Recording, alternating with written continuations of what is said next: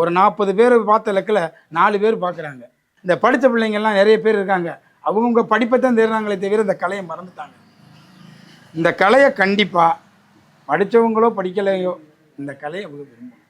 அதுதான் என்னுடைய ஆசை. ஆனால் இது இன்னைக்கு சூழ்நிலைக்கு இது மறக்கப்பட்டது, யாருக்குமே தெரியாது. இது மறக்கப்பட்ட கலை தான் இருக்குது. முன்னோர்கள் வந்து இதுதான் எல்லாருக்கும் ஒரு உதவிகரமாக இருந்தது. இன்றைக்கி மறந்துருச்சு, இந்த கலையே இல்லை, யாருக்குமே தெரியாது.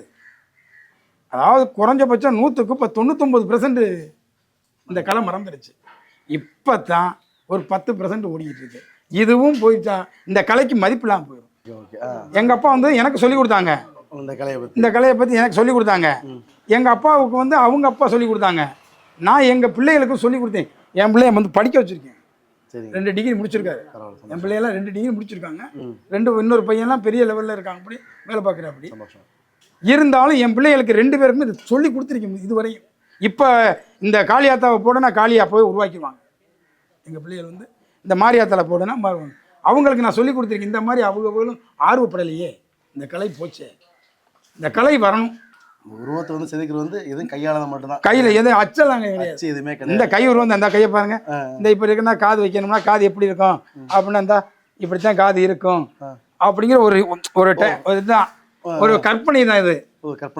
காது இப்படித்தான் இருக்கேன், காளியாத்தா இப்படித்தான் இருக்கும், விநாயகர் இப்படித்தான் இருக்குன்னா.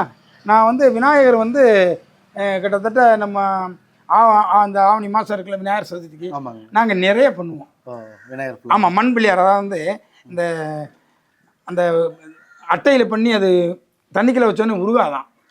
அதனால நிறைய கிராமங்கள் எங்கள் கிட்ட தான் ஆர்டர் பண்ணுறாங்க. நாங்கள் கொண்டு போய் தண்ணிக்குள்ள வச்ச உடனே ஊறி உட்காந்துரும்ல, இது பச்சை மண்ணு தானே, இதில் தண்ணி பட்டா என்ன செய்யும், ஊறிடும், ஊறி கீழே உட்காந்துரும். அந்த மாதிரி அந்த சிலைகள் பூராமே உட்காந்துரும் கீழே.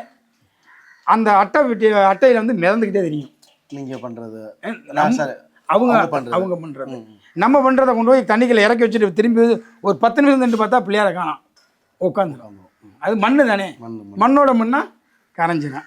இது வந்து ஒரு கற்பனை தான். பிள்ளையார் இப்படி, ஆஞ்சநேயர் இப்படி, காமதேனு இப்படி, அதாவது உருவங்கள் பூராமே எங்களுக்குன்னு ஒரு இது இருக்குது.